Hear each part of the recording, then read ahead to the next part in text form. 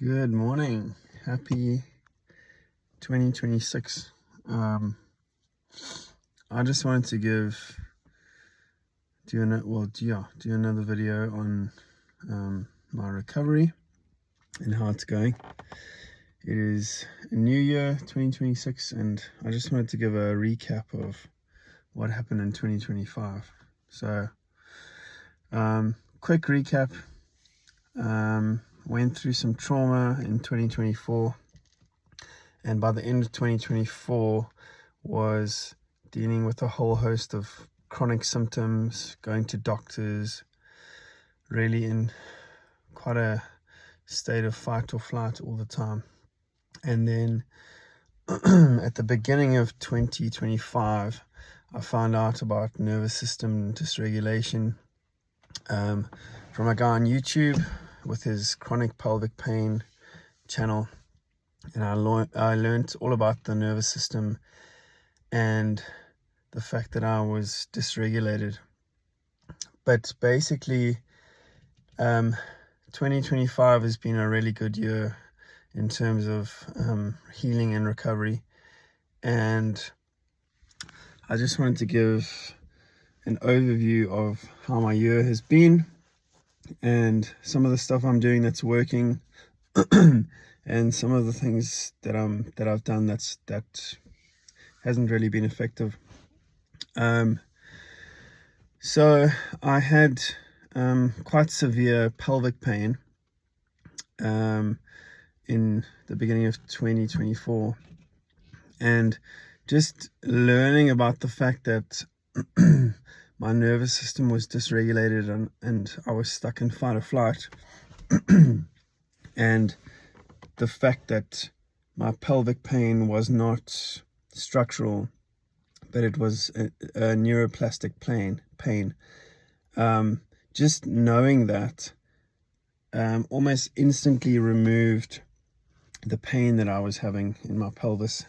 And the urinary frequency, I did some brain retraining, as mentioned in my last video, and that went away within, like, I'd say 10 days or so. However, I've had a whole bunch of other symptoms that I'm still dealing with. And yeah, it's been a year into the journey, and even though I still have those symptoms, I know I'm on the right track, and I know I'm healing, and I'm going to be just fine. But some of those, like 24/7 symptoms, include visual snow. So you can check online about what that is, but yeah, I still can't see so well in the dark, and I have visual snow during the day. So if I'm in like a well lit room with like fluorescent lights and the walls are painted white, that's probably the worst for me. So I have all these like stars and like squiggles and stuff in my vision, as well as eye floaters. But I do believe those will go away in time. I know it takes some people, like a couple years sometimes to get regulated and for those symptoms to go down. But I think I had like one of my most irritating and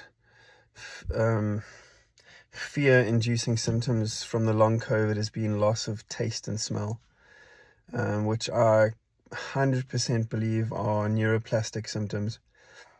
As I've gone through this journey, I've kind of been able to see, like, oh my word, when I'm in like a safe space where I'm doing something fulfilling, I'm having a laugh or listening to some good music, etc., like my sense of taste and smell comes back quite acutely. And then when I'm under sort of times of stress and am doing like really unfulfilling things, then I experience like numbness in that sensory field. So yeah, the visual snow and loss of taste and smell have been really, really tough to deal with. But basically, like where I'm at in the journey, I believe that things like long COVID and chronic fatigue syndrome, fibromyalgia, all of these sort of things, these nervous system dysregulation issues, they are like almost spiritual conditions, I'd say. They're a call from your body and your, I don't want to sound new agey, but your higher self, I guess. I like to just say that the authentic you that God made you, not the one that society deems you should be. These chronic conditions are a call back to that self, back to who God made you to be. So it's been an interesting thing for me, going through this healing journey, and you kind of get really in tune with your inner world and your inner life. Like the Bible says, guard your heart, for from it spring the wellspring of life, or something like that. I'm butchering that one, but basically, like scripture says, the inner world is not to be sort of tossed aside. And I can definitely say that I've been running my own business for like 12 years now, and my MO is just to plow through things, push through, plow through, live life from the neck up. I lived life in my head and had no regard for like my inner world and like the communication my body was giving me.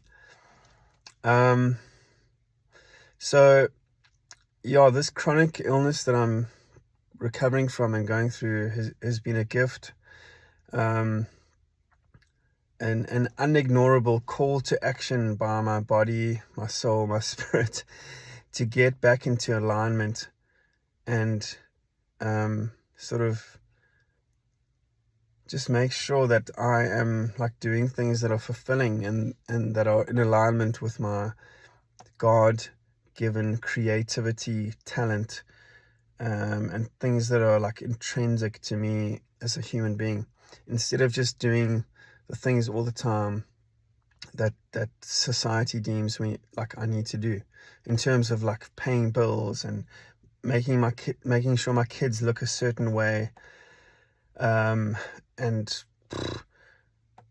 do socially acceptable things. Like that pressure, it's so much. But yeah, that's it goes a lot deeper, like just learning to listen to my body. My whole life I've been living in a state of like just go, and like it's been a chase for dopamine. Like it's been a hunt for dopamine anywhere I could find it, no matter what the consequence to my body. So yeah, healing for me has been about just learning to listen and allowing enough sort of quiet time for me to actually like listen to what's going on in my body and my inner world. As you can see, I'm in the forest here. This is just part of my daily routine. Go for a walk, sit down for a bit, look at the trees, get still, and get in touch with what's going on in my heart, my soul, my will, emotions. And like another thing that's been really helpful, I listen to these guys on YouTube. Sam Miller, he's been really helpful. And then a guy named Helmut, his channel is called The Mindful Gardener. And they are really big advocates for the routine and how, like I've never been, I hate routine. I'm such an ADHD kid. I've always wanted to just rebel against the institution.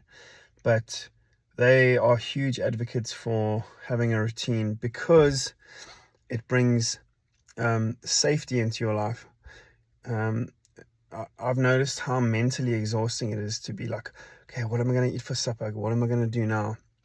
Always just sort of chasing the next little dopamine hit. But having a fixed routine and schedule so that can bring safety into your nervous system is hugely crucial. So, man, I still find it very difficult. I've still got like these lingering thoughts about how much I hate school and hated my teachers, etc., etc. And like the schedule has lots of connotations towards those institutions, but it's been really good for me. So my schedule is basically wake up, take my daughter to school, grab a coffee, come do a little forest walk, then I'll go to work, just get stuck in, do some woodwork, do some admin, then do half an hour of allowing during that tea break from 10 to 10:30. After that, get back to work, get stuck in, do my woodwork, admin, whatever running around needs to happen. Then from 1 to 1:30, I'll do another allowing session, which is just basically sitting there and allowing whatever thought, emotion, feeling comes up. And then in the afternoon, it's a bit of a free-for-all. And then in the evening, I try to do a little bit of what they call like elevating, which is like deliberately trying to elevate your mood or emotion. So I'll put on a bit of Calvin Harris and just do like a bit of dancing, which is so weird. I'd prefer to just be like grumpy and sort of in my head, but like that's been really helpful, just to know that you can like specifically and deliberately elevate your mood. So yeah, that's where I'm at the moment. I'm looking forward to 2026 and just keeping consistent in my recovery, keeping things on schedule, keeping up all the recovery tools and somatic practices that I've been doing, and making sure that I'm listening to my body and allowing emotions to flow, not to suppress any emotion. And really looking forward to what's going to be happening there. Oh, and obviously lastly, and actually most importantly, I've been working with a health coach, Julie Patrick. She's got a page called Health by Jules. So she's actually an old friend of mine from like back in the day when we used to play music, and she's recovered from fibromyalgia, like crippling pain in her body. So yeah, I meet with her once a month, and that's been really, really helpful. Just to speak to someone who's been through like chronic illness and made it out the other side. And she's just been amazing in terms of being able to assist with tools and practices that can really like move the needle. But like the thing I appreciate about her the most is just the fact that she's the real deal. She's not coming at it from a theoretical perspective. If she suggests a tool for us, like a somatic practice, I know that it comes from a place of like real world experience and effectiveness. Last thing to say, I guess, one of the things I have found most unhelpful is like medical professionals on YouTube. So like like obviously doctors, they are there and they I appreciate them a lot. So if you've got a bad bacterial infection or a broken arm, oh my word, like what a godsend. But they have like tinted lenses on, which are like specific to the medical field, and like every doctor swears they know like what's going on. So like, yeah, going on YouTube and like Googling, like searching for a symptom, like a specific symptom. What could I say? Like, for example, like the IBS thing is something that I struggled with, and many people with nervous system dysregulation struggle with that.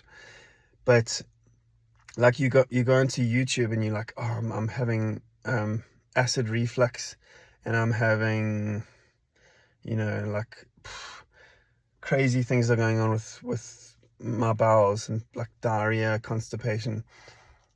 And I guess the thing with medical people is that they love to like segment what's going on with the body. So one guy will be like, okay, you have GERD, you have gastrointestinal reflux disorder. What we're going to do, you must take turmeric, and you must do this protocol, and you must like avoid lying down beyond a certain angle, etc., etc.